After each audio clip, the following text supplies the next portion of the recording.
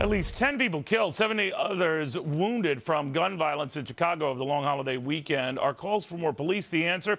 Reverend Jesse Jackson on that in just a minute. First to Garrett Tenney at Chicago with the very latest. Garrett.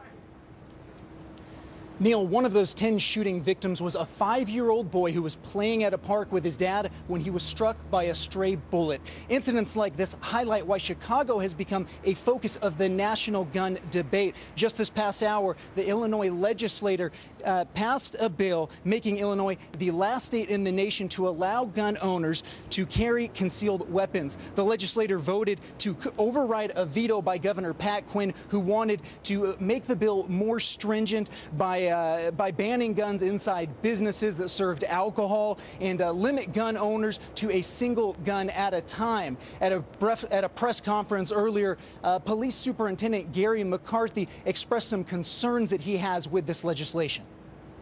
The answer to guns is not more guns. The answer to gun violence, illegal gun violence, is less illegal guns.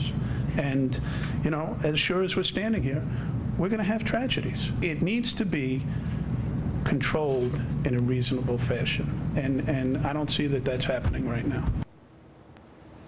In the last year, Chicago police have made some strides in their fight against gun violence. Homicides are down 28% compared to this time last year, while shooting incidents are down 24%. Now, while that's certainly encouraging, the death toll is still at a rate of almost 1 death a day. Neil?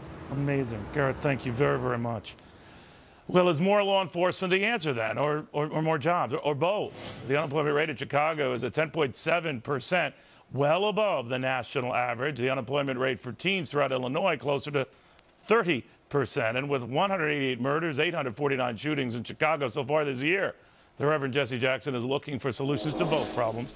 Reverend, good to have you. What do you do, Reverend? What do you do?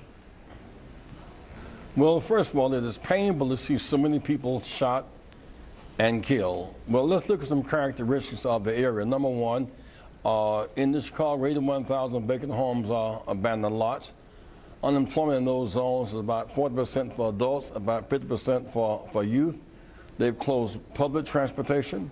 They've closed public housing. They've foreclosed private housing. Guns in, drugs in, and jobs out. That is an emergency. We need a real comprehensive urban policy for reconstruction now. We need targeted jobs right now. Well, don't you need an environment that makes it a good environment to have jobs? In other words, to either lower taxes or invite businesses in so that they take the risk and they feel that it's worth their while. But if the environment is dicey, or they feel they have an oppressive situation, and the rap on Illinois, fairly or not, Reverend, is that taxes are prohibitively high, rules and regulations in Chicago off the charts, that a lot of these guys say the hell with it. Well, one side of town unemployment is less than 6%, another side of town is more than 40%. That's a disparity there. In that area, 3,500 Americans die a year from lack of trauma units. We're closing hospitals and closing schools and driving poverty. And so in this era of desperation, desperate people are doing rather painfully desperate things. Well, no, that I can understand, Reverend, but the rap against these programs to help the poor is that we spent a lot of money, for example, trillions over the years to get rid of poverty, but we have a higher poverty percentage rate than we ever had. So we've obviously got to come up with a different idea, right? You have a higher poverty rate, but you also have a higher gap between the few getting more and more through government subsidy and bailout, and the middle class is sinking as our jobs go to Bangladesh, Indonesia, and China. Are you surprised that that gap has widened? And the mass. Are you surprised that that gap has widened under President Obama? The gap has widened because of our trade policy. The Sensata plant in Freeport, Illinois, they trained 175 Chinese workers to close the plant on November the 7th. The plant that was bought by Mitt Romney's company and took our job to China. Those are not better workers, they were simply cheaper workers.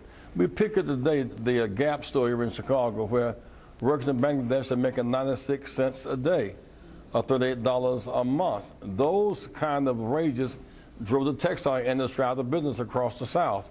And so it's an uneven, unfair trade field. But I submit to you a massive dose of jobs and hope will offset massive unemployment and lack of hope. No, definitely. If you provide workers a chance, I mean, they obviously have no reason to pick up a gun, but we have had a lot of these problems of jobs shipped abroad through countless administrations, but the problem seems particularly acute in urban areas where this flight of employers hasn't happened so much as it's happened in rural areas. So how would you answer the criticism that the government would only make a bad situation worse? Well, there is a gun-drug subculture here that must be addressed in a meaningful way. It's an international drug struggle, and Chicago is a theater for that drug struggle.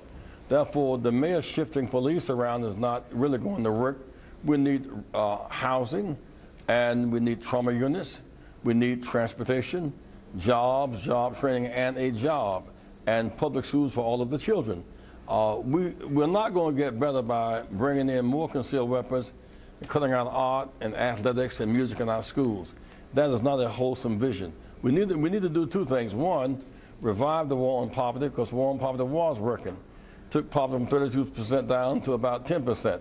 The other thing is there must be a renewed commitment to restore the Voting Rights Act with federal oversight.